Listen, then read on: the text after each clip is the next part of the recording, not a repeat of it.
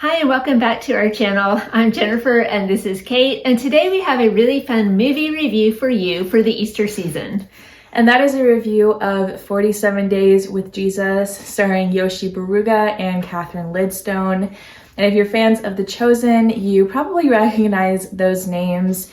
Yoshi played Philip, and then Catherine plays Mary of Bethany. So a lot of people are curious about this movie. A lot of people have asked us, have you seen it? What do you think?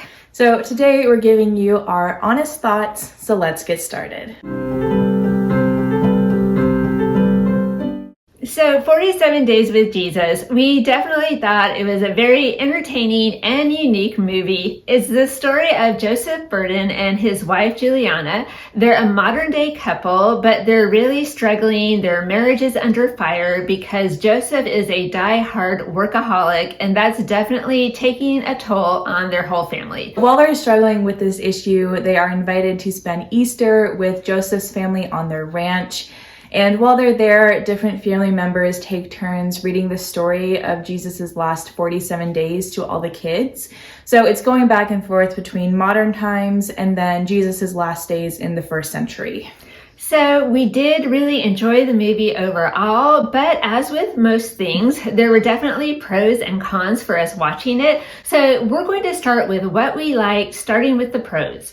So first, there were a lot of different extras before and after the main story.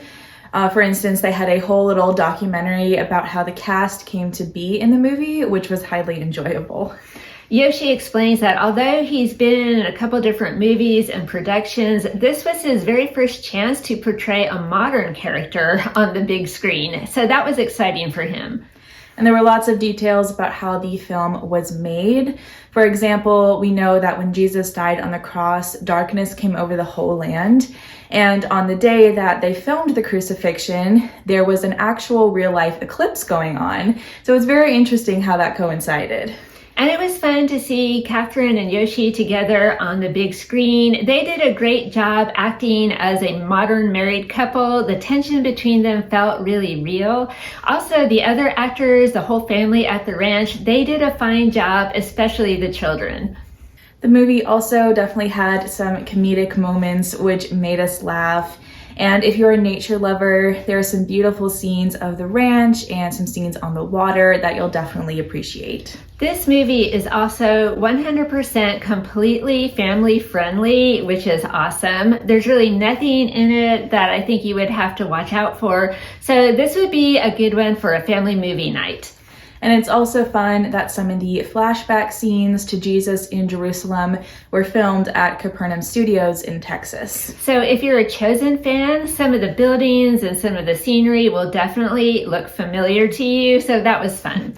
And it's also really cute what they did with the credits, a fun little twist. So those are worth watching. So definitely 2 thumbs up with all of that, but there were a few other things that maybe didn't quite work so well for us in the movie, and we're going to take a look at those now. The first thing was that the part that was filmed in the Holy Land with Jesus, that was a musical. So that was definitely a big surprise for us. That was unexpected. So it was a little bit like The Chosen meets Jesus Christ Superstar. And it's just the previews and the trailers for this movie gave no hint that it was a musical at all. So it was just a big surprise. And to be honest, we're still kind of processing that. We're not sure we understand why that part had to be a musical. Having everyone sing during Holy Week and the crucifixion, that didn't seem to us to add anything great to the storyline there. Now, the music was pretty good. They were all original scores, but it just threw us off because it was so unexpected. So random. Exactly. And the costume choices in that part of the movie were also a little bit unusual.